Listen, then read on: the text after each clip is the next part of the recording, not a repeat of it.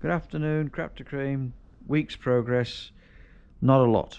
Okay, so what I'm doing now is I have sent back the original wiring loom I'd ordered for a 1974, and I'm now bought a wiring loom for a 1977. And the reason that I've done that is that the wiring loom on the back of the dashboard on a 1977 is an independent loom. So this is the loom for the back of the dash. So I can put all the instruments and wire everything up on the dashboard before I put it in. And then that just simply latches onto this. So that the 74, I had to pull all the wires off the back of the dashboard to take the dashboard out, and I didn't label them and mark them. So this is my old one from my 77, which is obviously the same as this one, and on here I've got all different labels marking up what different things did, right? So I can put that back together on the back of the dashboard. I'll make that work on that dashboard over there. However, this is the old center console that came out of my 74.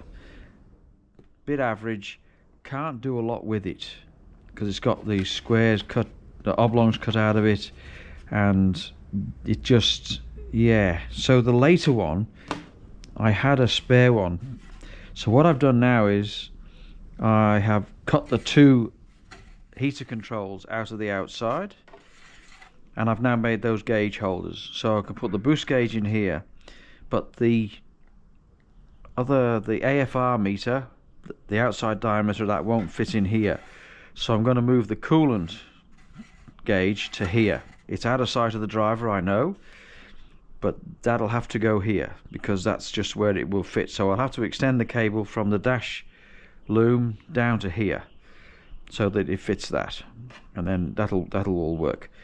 I've got a new clock, and this is the boost gauge, so they'll all go in there. Then the radio will go in here because they don't need the heater controls, and that looks a lot neater from my perspective than that one. So that'll work for me. So that works there. So I've also got the wiring loom diagrams from a 74 and a 77, and as you might be able to see, one is significantly more complicated than the other. So this is the 77 one, and this is the 74 one. So a bit of figuring out to do here, but I think it'll be. These are very good, right? They help an awful lot.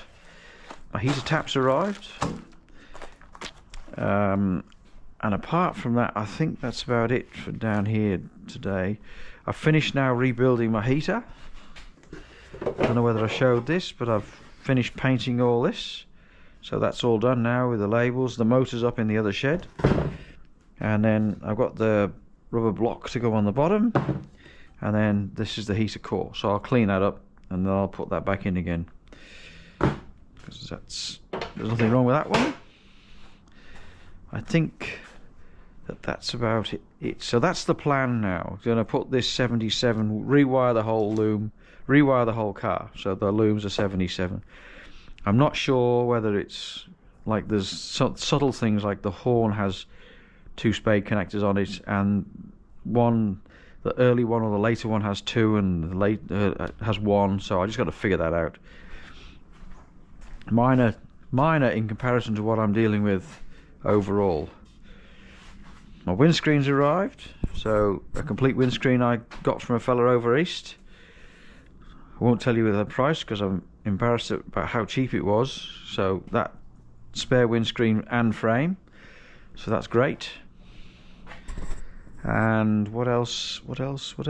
Anything else? No, I don't think there's anything else. I've got a weld repair to do up in the shed either tomorrow or Saturday, so I'll have another go at welding. But that's it, yes. So that's what my plan is now, and we'll see how that goes. So the hole through the bulkhead, I've checked that. So the hole through the bulkhead is the same size. I thought that the later one might have a bigger hole for the rubber bung going through because of the connectors, but it doesn't. So I'm hoping it's relatively straightforward. Alright, that's it.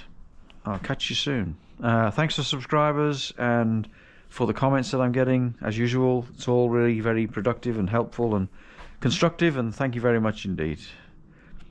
Have a nice day. Just as a by the by, when I was talking to you about doing the mods to this, as you'll know, the heater controls have their 3 holes in it where you screw the control into. So what I did was I machined up a little dummy space, whatever you want to call it, that went into the center of where the switch went, and I made it long enough that it held the drill steady so the hole saw didn't wobble all over the place, and I had to make the top of it thin enough to allow the hole saw to go in far enough to cut the plastic. So it's a 52mm hole saw, and I just pushed that in nice little transition fit into there, and then I machined that out, right, and then that made it 52mm so the gauges go in.